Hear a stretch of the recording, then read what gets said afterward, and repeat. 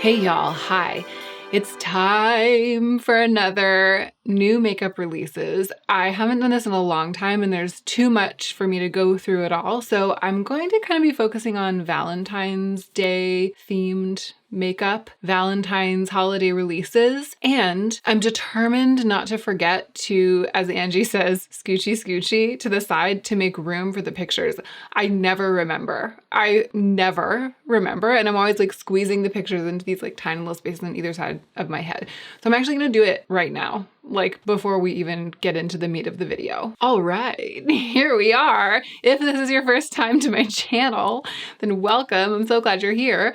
My name is Hannah and I really love makeup, but I don't love overspending. And I feel like assessing new releases with a healthy sense of how repetitive and cyclical the makeup market is a good way to help me keep perspective so I'm not tempted to overspend on this kind of thing. That's pretty much what I do when I sit down to assess new releases. And I hope you enjoy it. If you do enjoy it while you're watching and you're not subscribed, please do subscribe. Now, let's go ahead and get into the meat of the video. I feel weird over here. I'm closer to one of my lights, so I feel like this cheekbone is really poppin'. Okay, we're going to start with eyeshadow right out of the gate. I pulled up pretty much all of the eyeshadow palettes that are on Trend Mood right now, Trend Mood 1, which is an Instagram account that releases new makeup news. All of the apparently Valentine's Day themed eyeshadow palettes that are out right now, or like the news of which are out right now. The first thing that I noticed is that, well, I guess the first thing I noticed is that they kind of all look the same. They don't all look exactly the same, but of course they're all kind of thematically cohesive because they're all Valentine's Day themed, and Valentine's Day is a holiday that comes with a strong color theme. Like not every holiday, I guess many holidays do have color themes, but a lot of them, maybe I'm wrong. I was about to be like, a lot of them are less potent than the Valentine's Day color theme, but when you think of it, it's like Halloween, black and orange, Christmas, green and red. But I feel like there are a lot of ways to do a Halloween palette or a Christmas themed palette, for example, that don't necessarily harp on the colors, that aren't like, I feel like you can have a holiday palette that's not red and green.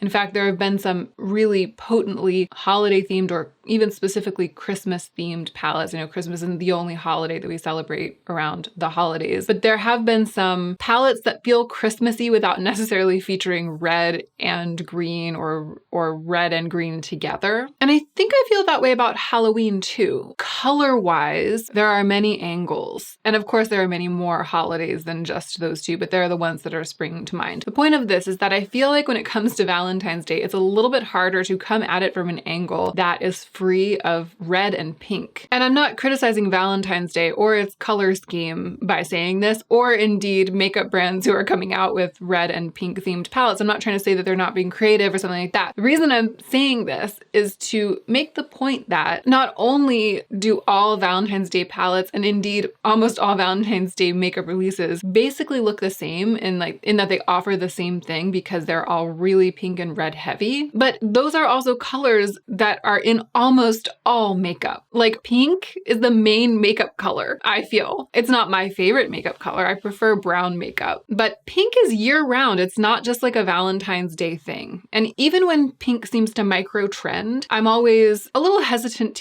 to say that it's micro trending, which is what I said last time I filmed one of these videos when I was talking about rose palettes, because it seems like pink is always kind of trending in makeup. When brands release a variety of eyeshadow palettes, there's always one that's pink themed. And when brands release a bunch of blushes, there are always a bunch that are quite pink. I feel like on any given day of the year, you could go into Sephora and go picking things off of the gondolas and putting them into your little basket. And then you could be like, look at this Valentine's Day themed makeup that's currently on the market. You could say that, you could make that case just by curating. And this is why I feel the way I feel about all of these palettes, which is that they're the least fresh collections and the least fresh color stories and eyeshadow palettes that we see coming out on the occasion of a holiday that we've seen in a long time. They're eminently dupable, at least for me in my collection, but I suspect that they're eminently dupable for many of you as well. And not one of them has very much to distinguish it from the others. They kind of all bleed together. A couple of them have taken the tack of adding like a grape purple in, which I think is probably an idea that came from the Natasha Denona Love palette, because that was a Valentine's or a love themed palette that is pink and red, all about pink and red, but it sort of distinguished itself or kind of like pushed out a little bit into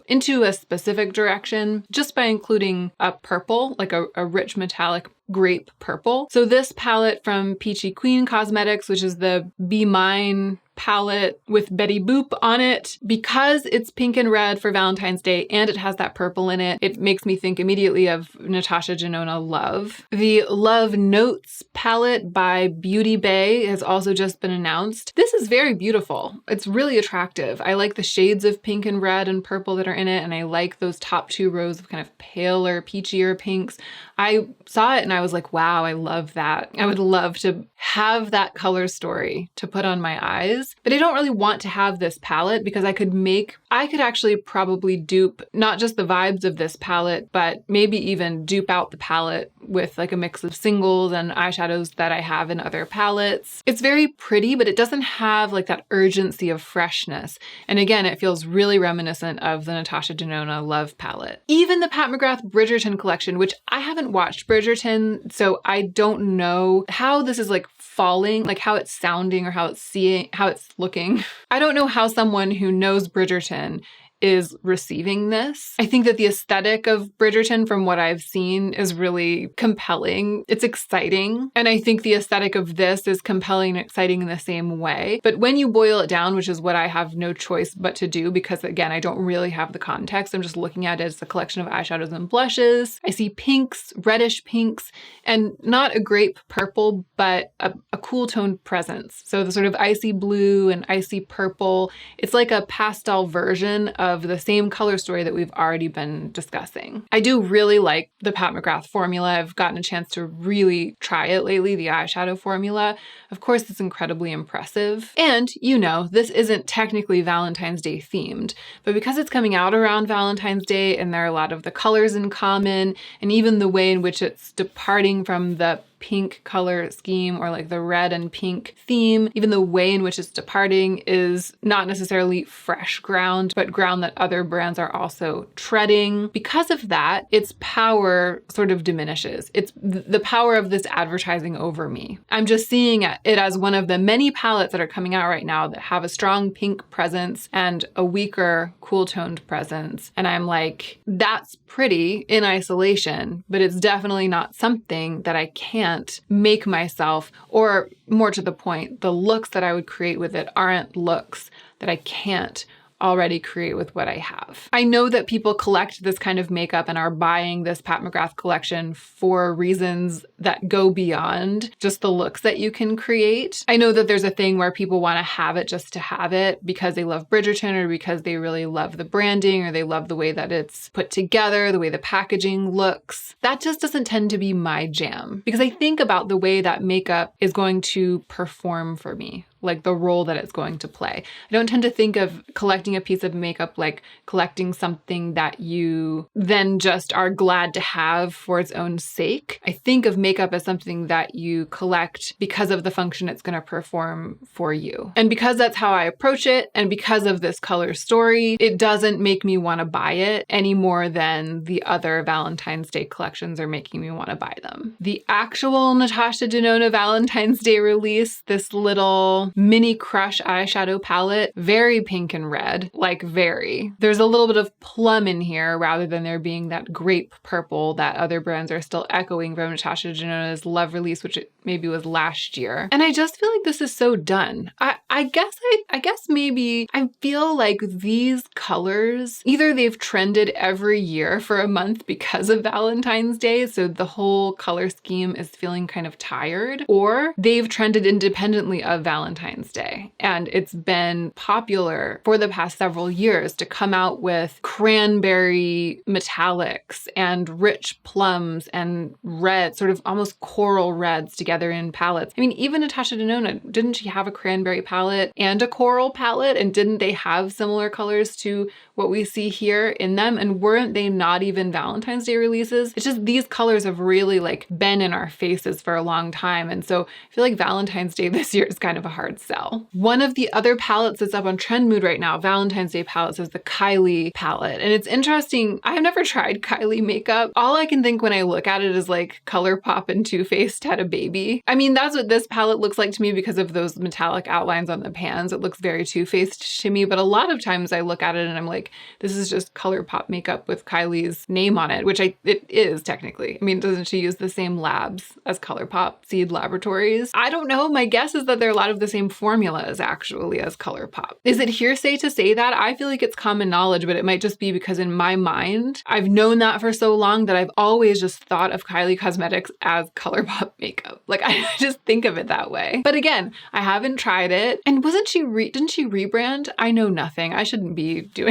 trying to talk about this. Do your own research about Kylie makeup and its genesis. I'll just stay in my lane and comment on the color story. And it's funny, I feel like I end up saying things like this about Kylie's palettes a lot, especially when it's holiday. She's the only one who's broken the mold. There is a red here, but it's like a fluorescent fire red that really does make me want to use it in a way that none of the other palettes we've talked about so far, none of the other colors did. There are pinks here, but they're all extremely textural. So it's like, yeah, we're putting in pink because it's a Valentine's Day palette, but we're making them look very, very yummy and luscious, and they're going to be very spangly and different. The matte kind of like pinky, very pale pinky nude in the upper left-hand corner of the palette is so pretty. It looks like it has a touch of gray in it. Love to see it. And then there's like an olive green and a pale mustard and a sort of semi-fluorescent peach and a weird like very, very pale dove color. I'm not gonna buy this if I really, really felt like this color story, like I just had to have these colors all together. Again, I might even have an easier time putting together a dupe for this palette than the other ones because these colors, the mustard, the green, the olivey green, even the fluorescent bright orange red, those are my colors. That's why I'm so attracted to this. But because they're my colors, I have them already. So it's not like I'm looking at this and it's making me feel like I really want to buy it in spite of myself. I just feel like this is the most sophisticated, and not the packaging. I don't know.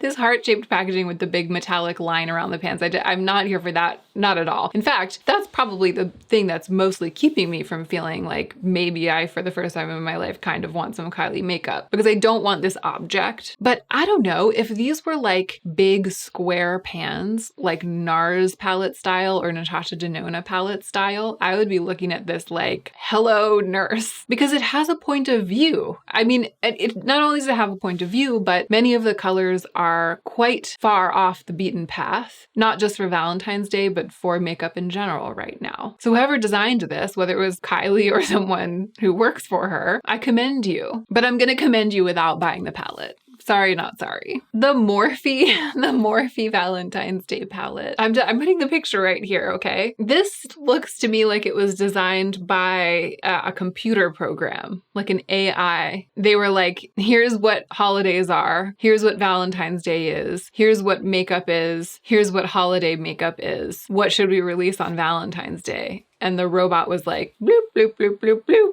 This. It's not just that it's boring, it's that I actually don't like the colors at all. It's interesting. I say that I don't like pink, but there have actually been some pinks that have lit a fire in my belly, even though we've looked at so far. A couple of the pinks in the Kylie palette are like the pinks that I can get down with, the pinks with which I can get down. But this pink right in the middle here, or maybe it's the context, the combination of colors, I feel like all of these colors are ugly. And I'm sure that some of them in isolation are nice, but the way that the robot put them together, makes them all look ugly. Okay, I feel like we've moved out of the realm of Valentine's Day eyeshadow palettes, although I know that there's one from ColourPop. Maybe I should try to find it before we move on. Weird, it looks a lot like the Morphe one, but I like the colors a lot better. But it's not, so this is actually enlightening about why it's enlightening with regards to my reaction to the Morphe one, because at first glance, they look quite similar. I'll try to get them both up on the screen, but toggling back and forth between the two of them, the ColourPop palette has those softer matte pinks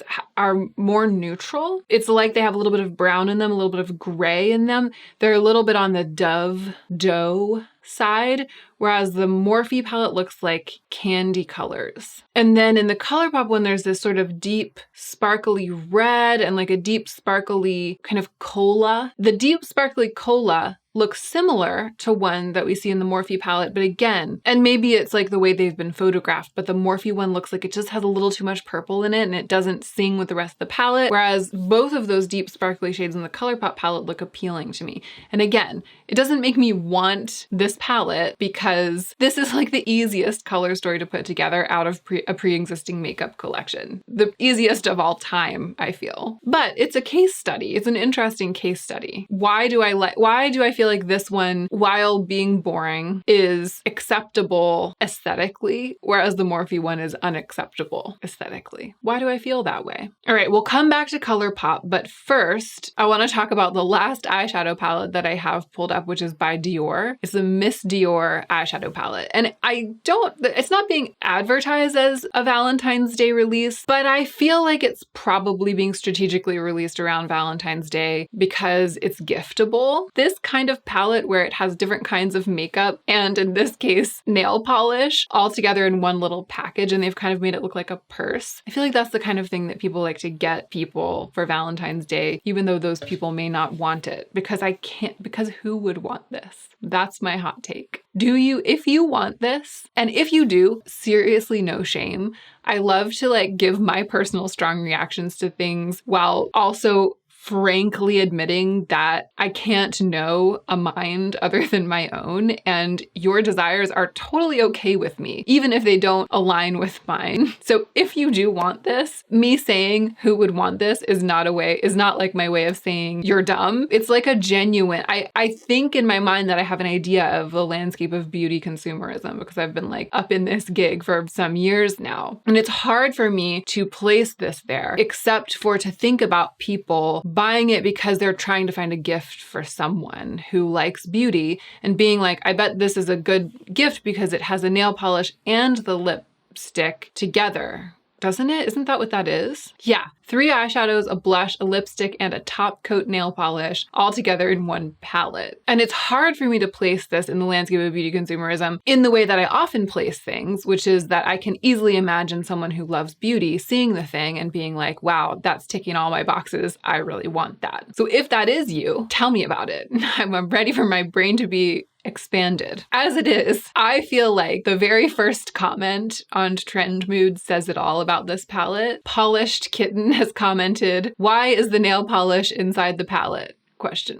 And when I read that comment, I laughed out loud. Because why is the nail polish inside the palette? Touché, Polished Kitten, touché. Okay, let's move on to other Valentine's Day releases. And I feel like the question that I have had this whole time for myself and that I have had for you and that I have not yet put voice to, and to which I have not yet put voice, is this. If you were going to design a Valentine's Day release, like makeup collection, how would you make it fresh? What's the angle? Given that pink and red are so done, not just for Valentine's Day, but for makeup in general, and these sort of primary pinks. I know pink isn't a primary color, but these like middle ground pinks that have never been to a concert, they've never played hooky or something, like these pinks, these like basic pinks. It's like chalky middle of the road pinks. I don't like them for makeup personally, but I also feel like they're just so overdone. So they're off the table. And then let's say that the theming of like hearts and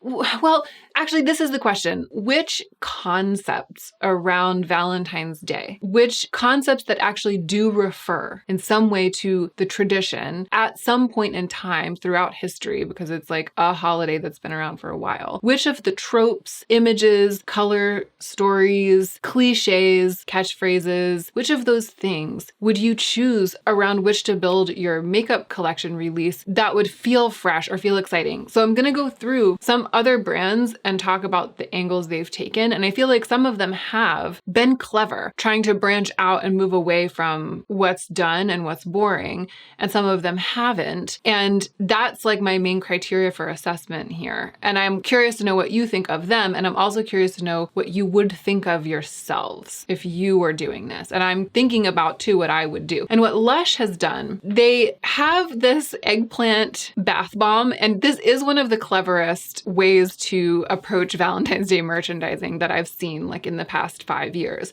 which is to release products that are shaped like the emojis that are related to adult activity that people have like co-opted to send each other when they're referencing adult activities. I don't know if they have a peach one this year, but in the past they've had like an eggplant emoji bath bomb and a peach emoji bath bomb. And I absolutely love that, again, because it's so innovative when it comes to merchandising around a holiday. But this year they've done something that I absolutely love for Valentine's Day, which is they've come out with an anatomically correct heart product. I guess it's like a bath jelly. Yeah, shower jelly strawberry heart. I love that. And I could so see myself, if I were trying to come out with a Valentine's Day collection, eventually theming it around anatomically correct renderings of the human heart. So I totally approve of that. They also have like a lobster and a little carrot shaped like a pelvis and thighs. And I just feel like they are at Lush asking themselves what I hear and wishing that all the brands would ask themselves, which is how can we do this thing but make it fresh?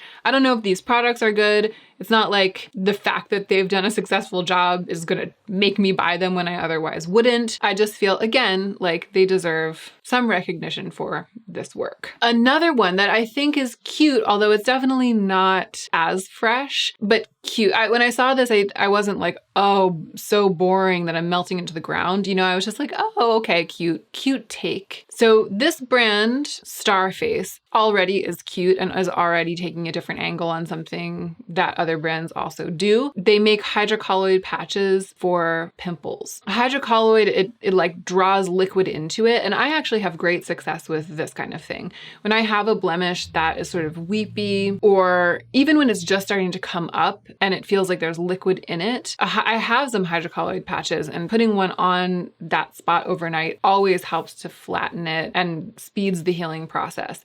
And sometimes, especially when I've been really struggling with bad acne all over, and then I have to get up in the morning and like put on a full face of makeup and film for YouTube, hydrocolloid patches are lifesavers, because even though the blemish is still there, there's less three-dimensionality to the face, and so it's much easier to apply makeup on top. So I love this type of product, and it's cute that Starface makes them in a little star shape. For Valentine's Day, they're making them in the shape of little candy hearts that say, love you, BFF, I'm cute. Very nostalgic, reminds me of Valentine's Day when I was a kid in elementary school. And I feel like it's not super outside the box, because these candy hearts have been a theme in Valentine's Day makeup for a long time, but it's a cute choice for them, and definitely a step beyond just hearts or like pink and red hearts. Speaking of just hearts, ColourPop's blushes, which they actually sent me, and I actually haven't swatched them, but I do have feelings. The feelings are these. I feel like my feelings fly in the face of everything I've said in this video, because when I saw these, I was like, they're cute. And I am a person who back in the day resisted buying the Too Faced heart. Remember Too Faced had those blushes? Well, actually the very first thing I thought when I saw these was, hello, Too Faced, my old friend. You know, I mean, they look a lot, they are a knockoff of that thing. Although I feel like heart-shaped packaging for makeup, especially around Valentine's Day, Too Faced can't claim that that's their intellectual property or something. Like I could totally have seen ColourPop coming up with this independently, even if Too Faced had never released those blushes. But it's kind of a throwback to that. Back in the day when those were hot, before my YouTube channel, I really liked that formula. I went into Sephora a bunch of times and like tried it on. It was very popular and I really wanted one of those blushes, but I felt like the candy heart packaging was too cutesy for me. So for years, I resisted buying one of those Too Faced blushes because of the packaging. In this case, I don't want powder blush because I only ever really wear cream blush anymore. Today I'm wearing lipstick on my cheek. I'm not even wearing blush. And if I'm going to use a powder blush, I'm definitely not going to use a matte powder blush. And I think all of these are matte. So what's inside of these compacts, there's nothing about it that compels me in my current state of makeup use. And this is definitely not something that I would have bought or been tempted to buy. But when I opened the PR package and started taking them out, I was like, there's something just really fetishy about these. Like there's something very just touchable. I was just like, I like them in spite of myself. And that really surprised me. In this video, I'm often trying to give voice to the part of myself that's reasonable, give voice to reason when it comes to making decisions about whether I want something or want to buy something. And I think that that is a good cause. It helps me, and I know that it helps some of you guys. But it's funny, once in a while, there's something that just can't be reasoned with. That's a feeling of liking a thing, even though there's nothing about it that is likable to me on the level of reason. And I think that makeup brands know that, and it sells them a lot of makeup. Like they bank on that. They play those cards, they pull those strings. They're taking those things into account when they create makeup. They're making these blushes and they're like, people are going to buy them in spite of themselves because there's going to be something about it that they just can't pass up. And even though I definitely wouldn't have bought these, I'm feeling that working on me and I don't know what it is. So that was the first thing that I wanted to say. But the other thing I wanted to say is that the colors in the picture to me look really different than the colors in person. So this picture, it's not just these like little packages that attract me. This picture has 4 out of 6 colors in it that really ring my bell. One is the white heart. That looked like, in the picture, an incredibly pale blush, almost like nude and pale to the point of being like about the color of my skin. And I'm always looking for a blush like that. That's like my dream blush color. So I saw that and I was like, whoa, is that what this is? And then I went and got the one they sent me and it just looks kind of like a bright peach. Hopefully you can see that. To me, this looks much darker and more saturated than this blush looks in the picture. Underneath that in the picture, we see this kind of brown looking mauve that also looks kind of pale. That attracts me as well because it's kind of like the color of old gum. I'm always looking for a blush the color of old gum. So when I saw that, I was like, is that what that is? And I went and opened it. And again, it's like, it's just a basic mauve and it doesn't look like that at all to me. And then the third one, there's actually just really 3 that are truly calling my name.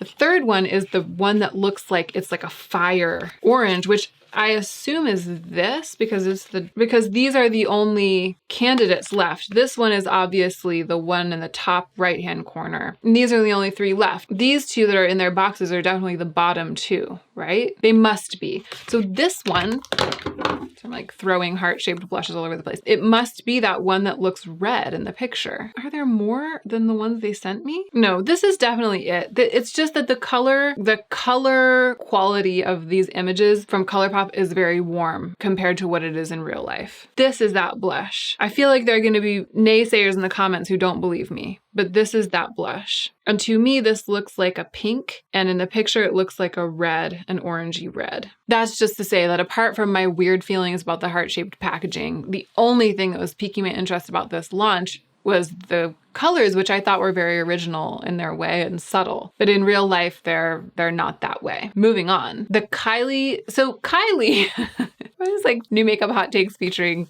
Kylie. And I don't even know things about Kylie Jenner and I don't really follow. But I feel like the anatomical heart is like my favorite angle, but I do have a little bit of respect for the box of chocolate angle, the heart-shaped chocolate box angle, because I feel like even though it's a little bit more done than the anatomical heart, there's something sort of vintage about it. The sampler, like chocolate sampler, and it feels like a nostalgia that goes back to before I was born, kind of. A nostalgia of the past. The collection isn't really chocolate box themed. It's just presented. I think the PR box is like a heart-shaped box. And so I saw that and I was like, again, I just feel like somebody is making good decisions over there. It's definitely not innovative to have a Valentine's Day collection arrive in a heart-shaped box. Not at all. But I don't feel sort of allergic to the heart-shaped chocolate box trope in Valentine's Day advertising and packaging the way that I do to some of the other tropes. I don't feel like it's quite as boring, even though it's definitely not fresh. And the last thing that I have to talk about doesn't appear to be a Valentine's Day release, but